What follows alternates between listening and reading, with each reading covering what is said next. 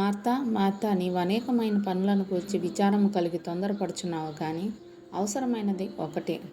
మరియా ఉత్తమమైన దాన్ని ఏర్పరచుకొనెను, అది ఆమె యొద్ద నుండి తీసివేయబడదు.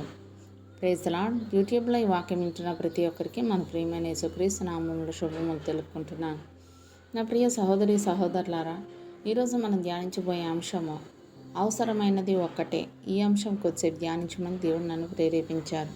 అయితే వాక్యం మీ దాకా చేరిందంటే దేవుడు మీరు ఈ వాక్యం వినాలని కోరుకుంటున్నాడు కనుక ఎక్కడ స్కిప్ చేయకుండా పూర్తిగా వినండి. వాక్యం మీకు నచ్చినట్లయితే తప్పకుండా లైక్ చేయండి, షేర్ చేయండి, సబ్స్క్రైబ్ చేయండి, కామెంట్ చేయండి. మీ కామెంట్స్ నేను చదువుతాను. అందరం కలిసి దేవుని రాజ్యవ్యాప్తి కోసం కష్టపడదాం.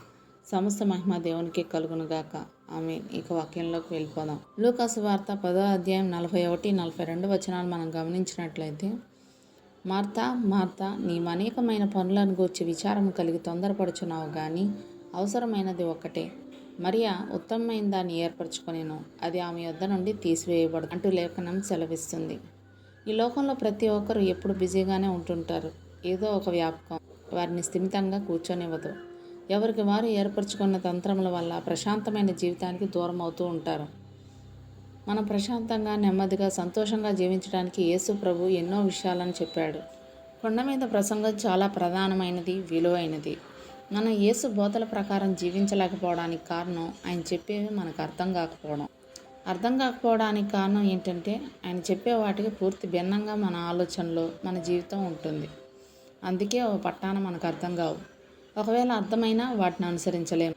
ఇంత పెద్ద ప్రపంచంలో ఎన్నో రంగులు, హంగులు, ఆర్భాటాలు, స్నేహాలు, బంధాలు, బంధుత్వాలు, ప్రేమలు, పెళ్ళిళ్ళు, ఈ లోకాన్ని నుండి మనల్ని విడదీయలేని ఇంకా ఎన్నిటినో కాదని అవసరమైనది ఒక్కటే అని చెప్పగానే ఓకే చెప్పడానికి మనం ఏమన్నా పిచ్చోళ్ళమా?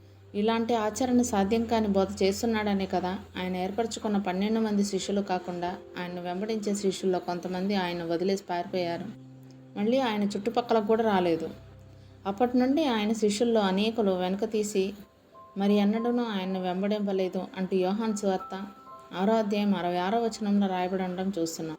అప్పుడు యేసు తన శిష్యులను కూడా అడిగాడు, మీరు కూడా వెళ్ళిపోవాలని ఉన్నారా అని. ఇదే ప్రశ్న దేవుడు మనల్ని కూడా అడుగుతున్నాడు. నేను చెప్పేది ఆచరించలేక మీరు కూడా వెళ్ళిపోతారా అని. బాగా ఆలోచించి సమాధానం చెప్పాల్సింది మనమే. మన మంచి కోసం దేవుడు చెప్పినవి ఆచరించగలమా లేదా అన్నదాన్ని బట్టి మన భవిష్యత్తు ఉంటుంది. అవసరమైనది ఒక్కటే, అదే దేవుని సన్నిధి. మరియా ఎంచుకున్న ఉత్తమమైనది అదే దేవుని సన్నిధి. యెహోవాను వెతుకుడి, ఆయన బలమును వెతుకుడి, ఆయన సన్నిధిని నిత్యము వెతుకుడి అంటూ కీర్తనల గ్రంథం 105వ అధ్యాయం 4వ వచనంలో రాయబడి ఉండటం చూస్తున్నాం. దేవుని సన్నిధిని నిత్యం వెతకడం అంటే మనం చేయాల్సిన పనులన్నీ మానేసి ఏ చర్చిలోనో ఇంట్లో ఒక మూలనో కూర్చొని బైబిల్ చదువుతూనో ప్రార్థన చేసుకుంటూ ఉండడమో కాదు. కానీ మనం ఏ పని చేస్తున్నా, ఎక్కడికి వెళ్తున్నా మన హృదయంలో, మన ఆలోచనలో దేవుని గురించి తలపోసుకుంటూ ఉండడమే. యేసు చెప్పిన విషయాలను నెమరు వేసుకుంటూ బ్రతకడమే ఆయన సన్నిధిలో ఉండటం.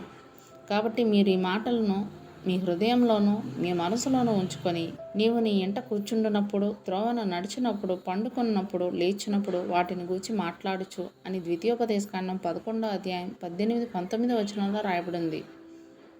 ఇలా చేయడమే మన దేవుని సన్నిధిలో నిత్యం ఉండడం. అవసరమైనది ఒక్కటే అని యేసు చెప్పింది కూడా అదే. మరి దేవుని సన్నిధిని నిత్యం వెతకడానికి నువ్వు సిద్ధమా? మళ్ళీ నెక్స్ట్ వీడియోలో మనం కలుసుకుందాం. అప్పటి వరకు మన దేవుని ప్రేమయో, రక్షకుడైన యేసుక్రీస్తు కృపయో, పరిశుద్ధాత్మ సహవాసం ఇప్పుడు ఎల్లప్పుడూ మీకును మీ కుటుంబానికి తోడైండును గాక. ఆమేన్.